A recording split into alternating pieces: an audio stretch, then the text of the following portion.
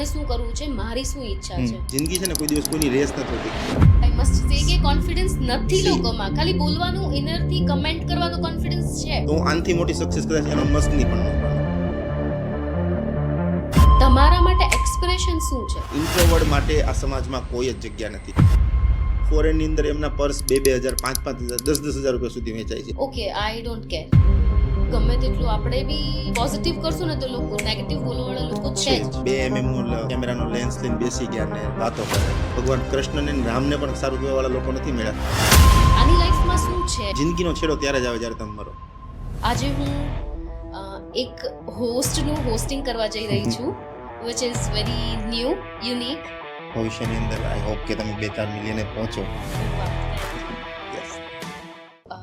I am Riddhi Murajia, co-founder and the head designer of Pridox. And today, first episode છે મારો. I'm a little bit nervous. And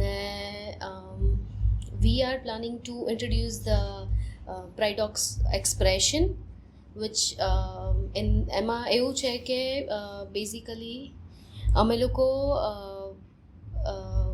stories કરવા માગે છે કે લોકો સુધી પહોંચાડવા માગે છે કે વોટ આર ધ સ્ટોરીઝ અને what are the thoughts everyone are struggling with કે વોટ એવર જે બી છે. તો આજે અમારા ગેસ્ટ છે the very famous the CM શોના હોસ્ટ ચિરાગ પટેલ. તો welcome Chirag Patel to the very first Pridox expression. આજે હું એક હોસ્ટનું હોસ્ટિંગ કરવા જઈ રહી છું, which is very new, unique. So Chirag, welcome to the Pridox expression. Thank you for having me and મારી પર ભરોસો દાખવવા માટે તમારા પહેલા એપિસોડ માટે હું કારગર સાબિત થઈશ. અને કોંગ્રેચ્યુલેશન્સ ટુ યોર વેન્ચર કે તમે જે કરવા માગો છો, તમારી જે સમાજની જે સ્ટોરીઓ છે, લોકોના જે પર્સપેક્ટિવ છે, નેરેટિવ છે, આ બધાને એકસાથે ક્રિએટ કરીને એક પ્લેટફોર્મ પર તમે લાવવા માટે માગો છો. સો very congratulation for your podcast. And ભવિષ્યની અંદર આઈ હોપ કે તમે 2-4 મિલિયને પહોંચો. ઓ વાવ, થેન્ક યુ. યસ. ઓકે, તો ચિરાગ, મને એવો ક્વેશ્ચન હતો પહેલાં તો કે તમારું જે આ શો છે ધ CM શો, એ તમને થોટ્સ કઈ રીતે આવ્યા કે મને આવું કંઈક લોકોની ઇનર ડીપ જે વાતો છે એ મને લોકો સુધી પહોંચાડવી છે? તો તમને થોટ્સ ક્યારે આવ્યા કે like what are the things that made you hear? Okay, so always જ્યારે પણ કોઈ વસ્તુનું સ્ટાર્ટ થતું હોય તો દરેક વસ્તુ એક ઇનરથી આવતી હોય, અંદરથી આવતી હોય કે મારે શું કરવું છે. હરેક વસ્તુની પાછળ એક પર્પઝ હોય છે અને વિધાઉટ પર્પઝ કોઈ વ્યક્તિ ક્યાંય સુધી પહોંચી નથી શકતો. એક ડિફાઇન અને એક પ્રૂવન વસ્તુ છે. સો જ્યારે તમારા ઇનરથી આવતું કે તમારે શું કરવું છે અને કઈ રીતે કરવું છે, જેમ તમે કીધું કે મારે પોડકાસ્ટ એટલે કરવો છે કે મારે લોકોની સ્ટોરીઓઝ લોકો સુધી પહોંચાડવી છે. So my core goal was કે I want to learn from the people who have achieved something in this society. So એનો મતલબ એમ નથી કે ખાલી પૈસા થકી જ તે. આઈ બિલીવ ઇન થોટ પ્રોસેસ. જે માણસ પાસે થોટ પ્રોસેસ છે, જે માણસ પોઝિટિવ રીતે વિચારી શકે છે, ઇમ્પેક્ટફુલ રીતે વિચારી શકે છે, કે જે માણસ કદી હારતો નથી, જે માણસ થાકતો નથી, આવા લોકો આજે નહીં, કાલે નહીં, પરમ દિવસે કોક ને કોક જગ્યાએ પહોંચવાના છે. એ ડિસાઇડેડ છે. હું પૈસાની વાત નથી કરતો. પૈસો is a primary thing in the society, but I believe in the thought process. So મારે એવા લોકો સુધી પહોંચવું હતું કે જે લોકો પોતાની ઇન્ટરનલ વાતો, ઇન્ટરનલ એટલે કે એમનો ડર કેવો છે, એમનું સાહસ કેવું છે, એમની લોકો પ્રત્યે જોવાની લાગણીઓ કેવી છે, એ લોકોને કઈ રીતે કન્વિન્સ કરે છે, લોકો પાસેથી કઈ રીતે પોતાની વાત ઉકલાવે છે, આ બધી જ વસ્તુઓ કે જે એક પર્ટિક્યુલર વ્યક્તિ સમાજમાં ચેન્જ ક્રિએટ કરતો હોય તો એ ચેન્જ લાવવા પાછળની એની થોટ પ્રોસેસ શું છે, આ સમજવા માટે we have created this show, the CM show. અમારો એવું કોઈ નેરેશન નહોતો, કોઈ પર્સપેક્ટિવ નહોતો કે કોઈ વિચારધારા પણ નહોતી કે અમે આ યુટ્યુબ પર અપલોડ કરશું કે ઇન્સ્ટાગ્રામ પર અપલોડ કરશું. જસ્ટ પહેલાં કેવું છે કે લોકો એમ કહે કે હું લોકોને શીખવાડું, પણ લોકોને શીખવતા પહેલાં તમારે શીખવું બહુ જરૂરી છે. સો અમારો કોર ગોલ એ છે કે અમે પહેલાં શીખીએ અને જો અમને એમાંથી કંઈ શીખવા મળશે તો ડેફિનેટલી લોકોને પણ એમાંથી કંઈ શીખવા મળશે જ તે. એ વસ્તુ બહુ ઇન્સ્પાયરિંગ છે કે એટલીસ્ટ યુ નો દેટ મને શું ગમે છે, મારે શું કરવું છે. ઘણા લોકોને એ જ નથી ખબર હોતી કે મને શું કરવું છે, મારી શું ઈચ્છા છે. તો આના રિલેટેડ મને બીજો લાઈક એવો સવાલ છે કે એઝ તમારા શોમાં મેં બધા શો લાઈક ઘણા બધા શો જોયા છે, લાઈક બહુ મોટિવેશનલ છે કે તો એ શોમાં તમે ઘણા બધા ગેસ્ટને અટેન્ડ કર્યા છે, લાઈક તમને ઘણી બધી સ્ટોરીઓઝ ખબર છે, તો એમાંની કઈ એક સ્ટોરી છે જે તમને ડીપલી ટચ કરી હોય કે કોઈ એવું ગેસ્ટ છે કે like what are your thoughts in that? Okay, firstly એક વર્ડ યુઝ કર્યો આપણે motivation, so I want to start with that word અને પછી હું સ્ટોરી ઉપર જાઉં.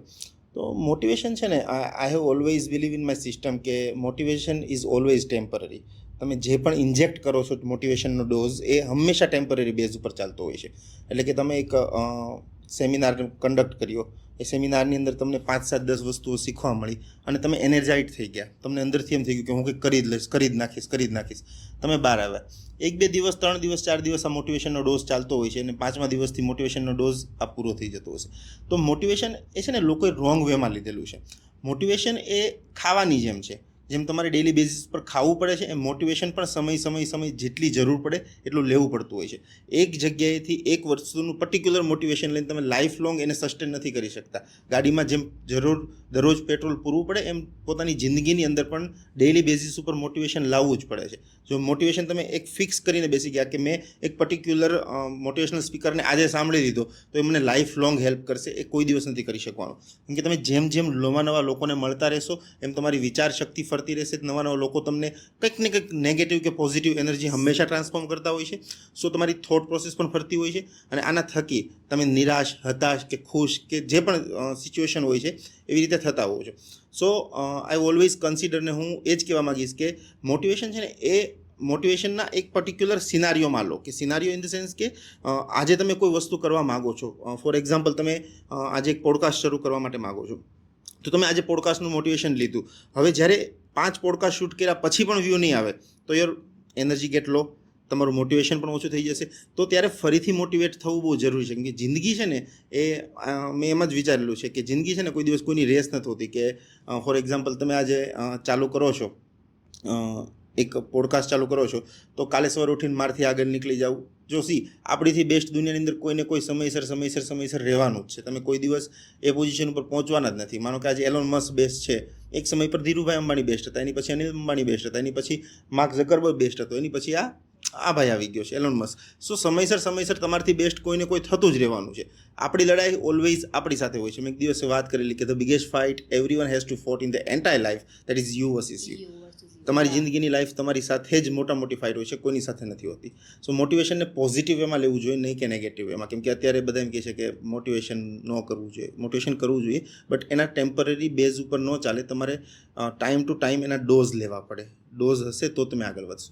વાત રહી તમારો સવાલ હતો કે સ્ટોરી એવી કઈ છે કે જે તમને ટચ કરી. અમારે ત્યાં એક ગેસ્ટ આવેલા, પબીબેન કરીને.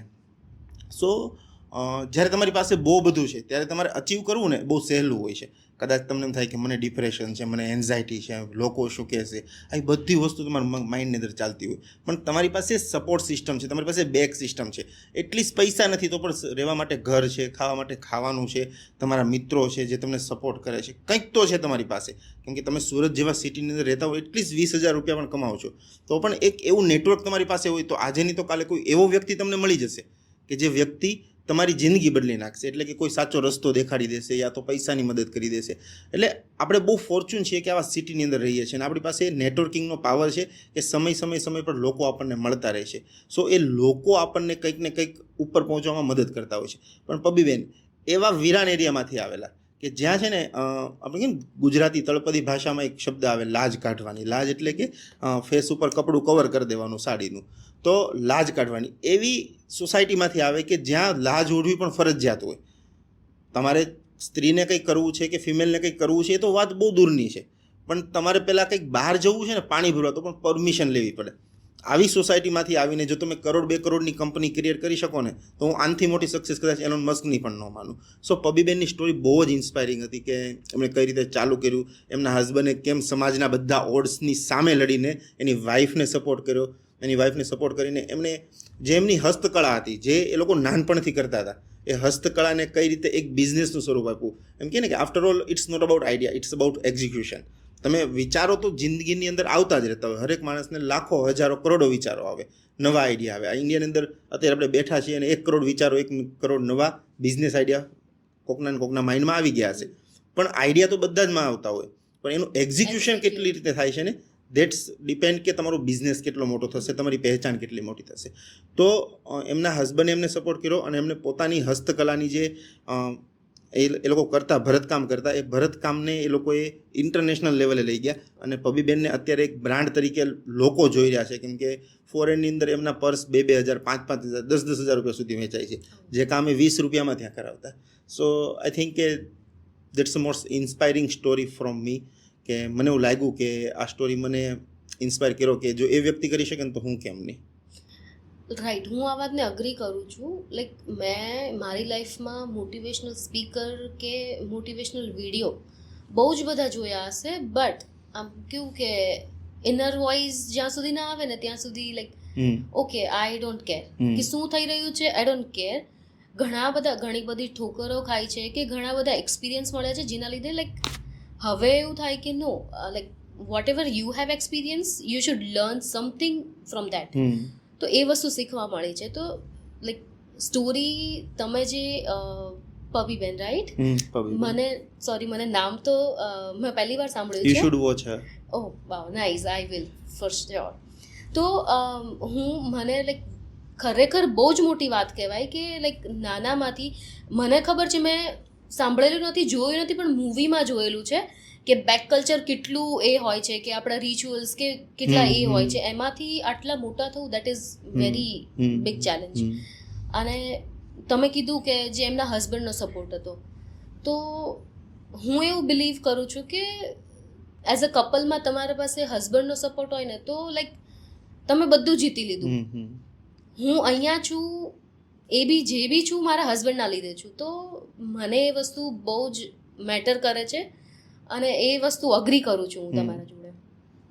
બીજો મને એવો સવાલ થાય છે કે તમારા માટે એક્સપ્રેશન શું છે? વેરી બ્યુટીફુલ વર્ડ યુઝ કર્યો છે તમે, એક્સપ્રેશન, અભિવ્યક્તિ. માણસને આપણે જે સમાજમાં રહીએ છીએ ને, મને એવું લાગે છે કે અત્યાર સુધીમાં જેટલું પણ ક્રિએટ થયું છે યા તો ડિસ્ટ્રોય થયું છે. કોઈ માણસ ટેલેન્ટેડ છે પણ એ ક્રિએટ કરી જ શકશે કે નહીં, એ ડિપેન્ડ કરશે કે એની એક્સપ્રેશન કેવી છે, એ પોતાની જાતને એક્સપ્રેસ કઈ રીતે કરે છે. સો આપણે જે સમાજમાં રહીએ છીએ ને, અહીંયા સૌથી પહેલાં જો આપણી જાતને દબાવવામાં આવતી હોય ને તો એ પોતાના એક્સપ્રેશનને દબાવવાની વાત છે. એક્સપ્રેશનને દબાવવાની વાત એટલે છે કે આપણને નાનપણથી એવું શીખવું જ નથી કે ખુશ થાવ ત્યારે કેવું ફેસ હોવું જોઈએ, દુઃખી થાવ ત્યારે કેવું ફેસ હોવું જોઈએ, ગુસ્સો આવે ત્યારે કેટલું શાંત રહેવું જોઈએ. આ કોઈ વસ્તુ આપણને શીખવી નથી આપણી સ્કૂલ સિસ્ટમ શીખવતી નથી, આપણા ઘર શીખવતા. એક્સપ્રેશન છે ને એ હરેક માણસની જિંદગીની અંદર એટલી મેટર કરે છે, એટલી મેટર ઇન ધ સેન્સ કે મારામાં 100% ટેલેન્ટ હશે, પણ જ્યાં સુધી હું એક્સપ્રેસ મારી જાત નહીં કરી શકું ને ત્યાં સુધી લોકો નથી સમજવાના. કેમ કે માર્કેટિંગનો એક નિયમ છે, માર્કેટિંગ સ્ટાર્ટ વિથ યુ. જ્યાં સુધી તમે નહીં કહ્યું કે મેં આ કર્યું ત્યાં સુધી થર્ડ પર્સનને ખબર નથી પડવાની. અને જ્યારે કેવું છે ત્યારે એક્સપ્રેસ કરવું પડે. અને કહેવામાં પણ એક ઢંગ હોવો જોઈએ કે હું એક બહુ શાંતિથી વ્યવસ્થિત રીતે કોઈ વાત કરવા માગતો હોઉં અને મારો ટોન મને શીખવ્યું નથી, મને આવડતું નથી, તો હું કોઈને કહું એ મેં આ કર્યું છે, દેટ્સ અ રૂડ. સો હરેક વસ્તુનો એક પિન ટુ પોઈન્ટ હોય છે. આપણા સમાજનો સૌથી મોટામાં મોટો જો કોઈ માઇનસ પોઈન્ટ હોય તો હું કહું કે આપણે આપણા બાળકોને કોઈ પણ દિવસ એક્સપ્રેશન નથી શીખવા. એક્સપ્રેશન એટલા જરૂરી છે જિંદગીની અંદર. જ્યારે તમે કોઈ વાત કરો છો ત્યારે તમારી આંખો, તમારા હાથ, તમારા હોઠ, હરેક વસ્તુ એ શબ્દો સાથે અલાઇન થવી બહુ જ જરૂરી છે. ત્યારે જ સામેવાળો માણસ કન્વિન્સ થશે. હું એક્ઝામ્પલ લઉં કે મેં કોઈક આઈડિયા ક્રિએટ કર્યો છે કે જેને મારે બિઝનેસમાં કન્વર્ટ કરવો છે.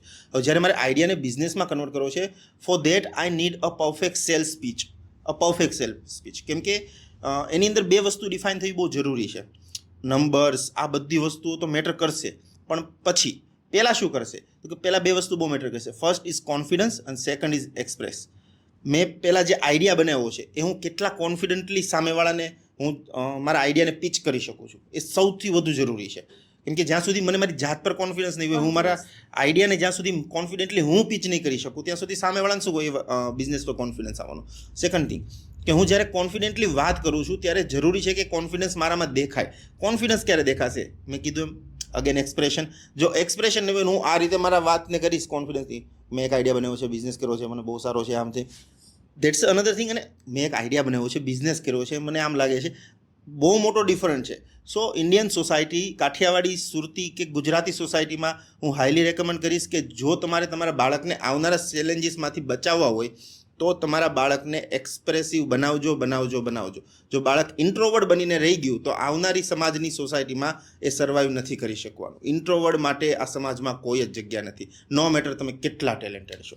Totally agree with you. કેમ કે હું 2 years કેનેડામાં હતી અને I just came back for few months back.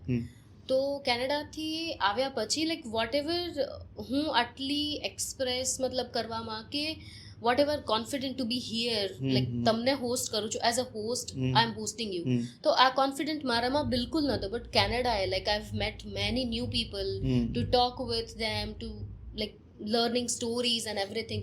તો મેં આ બધું ત્યાંથી શીખ્યું કે લાઈક તમારામાં કોન્ફિડન્સ હોય ને તો લાઈક તમે એકચ્યુઅલી દુનિયા જીતી લીધી એવું કહી શકો છો. કે લાઈક તમે એક્સપ્રેસ કરો છો ફિલિંગ્સ કે લાઈક તમને શું આવડે છે, તમારામાં શું ટેલેન્ટ છે. તો આઈ ટોટલી અગ્રી વિથ ધીસ. અને મને બીજો એવો સવાલ છે કે તમને શું લાગે છે એઝ અ હોસ્ટ, તમે ઘણી બધી સ્ટોરીઓ સાંભળેલી છે, તો તમે સ્ટોરી કે મીડિયા થ્રુ લોકોને ઇન્સ્પાયર, મતલબ આપણે લોકો ઇન્સ્પાયર થાય છે એકચ્યુઅલી, કે મતલબ LGBTQ કમ્યુનિટી છે આપણે લઈ લઈએ, કે પછી કોઈ ઇન્ડિવિજ્યુઅલ કોઈનું ઇશ્યુ છે, કે સેકન્ડરી હેલ્થ કેર છે, કે કોઈ બી વસ્તુમાં સ્ટોરી અને મીડિયા થ્રુ લોકો ઇન્સ્પાયર થાય છે? તમારા શું થોટ્સ? જો હમણાં જ એક કોમેન્ટ આવેલી, મેં એક નવું પેજ ચાલુ કર્યું છે, એની અંદર છે ને એક કોમેન્ટ હતી કે 2 mm કેમેરાનો લેન્સ લઈને બેસી ગયા ને વાતો કરે છે. સો જ્યારે આપણે કોઈ વસ્તુની શરૂઆત કરતા હોય ને તો ઓબ્વિયસ છે કે નેગેટિવ લોકો તો તમને બેકલેશ કરવાના. હવે અહીંયા જ શરૂઆત ત્યાંથી થાય કે you want to change people's lives or you want to change people's live. બંનેમાં એસનો જ ફરક છે, બરાબર? એટલે હું એસ વગરનો માણસ છું. એસ વગરનો માણસ ઇન ધ સેન્સ કે અહીંયા બેઠા 4 લોકોમાંથી એકને પણ ઇમ્પેક્ટ કરશે ને તો મારી માટે બહુ થઈ ગયું, બરાબર? હું એવું નથી બિલીવ કરતો કે મિલિયન્સ લોકો આનાથી ઇન્સ્પાયર. કોઈ દિવસ તમારી સાથે આ દુનિયાની અંદર કોઈ 100% એગ્રી થશે, ઇવન તમારા મમ્મી પપ્પા પણ થશે, દેટ્સ નોટ પોસિબલ. જો એવું હોતે તો છૂટાછેડા ન થતા હોતે, મમ્મી પપ્પા વૃદ્ધાશ્રમમાં ન જોતા હોતે. એટલે દુનિયાની અંદર જેને તમને જન્મ આપ્યો છે, જેની સાથે તમે લોકો મોટા થયા છો, એ વ્યક્તિઓ તમારી સાથે ડિસઅગ્રી થઈ શકે. તો જેને તમને નથી ઓળખતા, જે તમને ખાલી કેમેરા થ્રુ જોવે છે, એની પાસે તમે એવી અપેક્ષા રાખશો કે એ વ્યક્તિ તમારી સાથે એગ્રી થશે, એ કોઈ દિવસ નથી બનવાનું. So this is a business કે જ્યાં તમારી પર એક રિસ્પોન્સિબિલિટી છે કે તમે જે પણ ડિલિવર કરો એ ડિલિવર 100% ટ્રુથના ફેક્ટ બેઝ ચેક કરીને પછી કરો. કેમ કે તમે જે પણ ડિલિવર કરો છો, હું કહું 100 લોકો નથી માનતા, પણ કદાચ 1000 લોકો નથી માનતા, કોઈ એક વ્યક્તિને ઇમ્પેક્ટ કરે છે અને એ વ્યક્તિ તમારા આપેલા સંદેશાના કારણે સારું કે નબળું કરે છે, એના બંનેના પરિણામ તમારે ભોગવવા પડશે. ઇન ધ સેન્સ કે તમે એમને મોટિવેટ કર્યો છે અને એના કારણે એ વ્યક્તિની જિંદગી ચેન્જ થઈ છે, તો એનું ફળ પણ તમને મળશે. પણ તમે કંઈક નેગેટિવ ઇન્ફોર્મેશન પાસ ઓન કરી છે અને એના કારણે એને લાઈફની અંદર કોઈક બહુ મોટું બ્રેકડાઉનનું ડિસિઝન લઈ લીધું છે, તો એનું બેકલેશ પણ તમારે ફેસ કરવું પડશે. So this is a very responsible business. અત્યારે દરેક માણસ માઇક લઈને બેસી જાય છે, તે ડઝન્ટ મીન કે હરેક વ્યક્તિ ક્વોલિટી કોન્ટેન્ટ, ક્વોલિટી વાતો કરે છે. આનો કોર ગોલ સિમ્પલ એટલો જ હોવો જોઈએ કે સમાજમાં અને લોકોમાં થોડોક એક ચેન્જના સહભાગી થઈએ.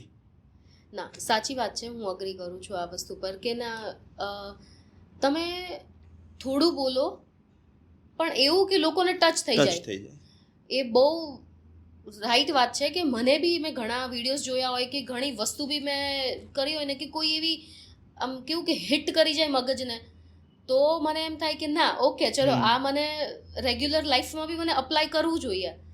પણ આમ નોર્મલ વાત કરું ને તો મને ગમે એટલું કોઈ શીખવાડશે, પછી તો મને કેવું કે મોટિવેશનલ વિડીયો બી જોતા કે કોઈ મને આમ જ્ઞાન આપતું હોય ને તો મને ઊંઘ આવવા લાગશે.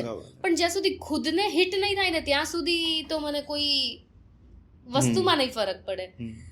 તો એ વસ્તુ મેં નોટિસ બી કરી છે કે લાઈક એક્સપ્રેસ કરવું બી જરૂરી છે કે તમે શું ફીલ કરો છો, કે તમારામાં શું ટેલેન્ટ છે. તમે નહીં જતાવો, તમે નહીં બતાવો ત્યાં સુધી તમે સામેવાળાને રિયલાઇઝ નથી થવાનું. તો હવે એઝ અ જ્વેલરી ડિઝાઇનર, હું ડિઝાઇન કરું છું જ્વેલરી, અને તમારું મેઇન છે એઝ અ પોડકાસ્ટર.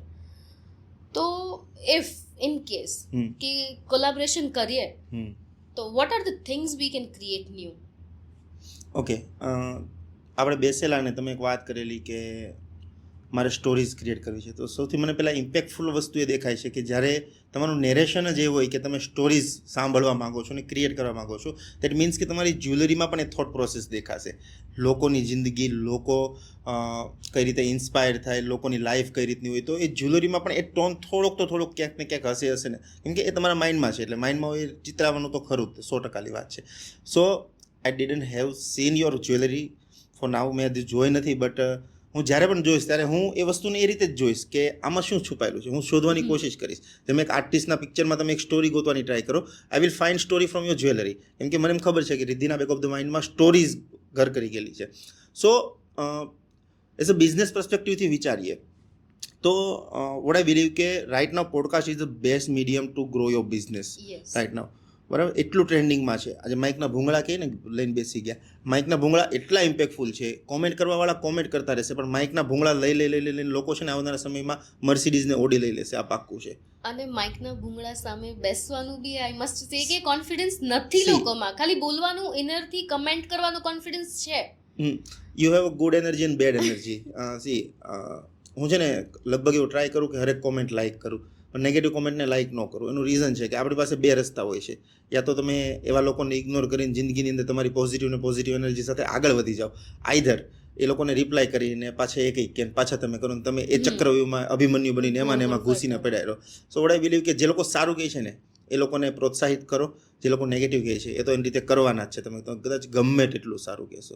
ભગવાન કૃષ્ણને રામને પણ સારું કહેવાવાળા લોકો નથી મળ્યા, તો આપણે તો એક નોર્મલ હ્યુમન બીંગ છે. આપણેથી કોઈ દિવસ પોસિબલ નથી થવાનું. ના, સાચી વાત છે.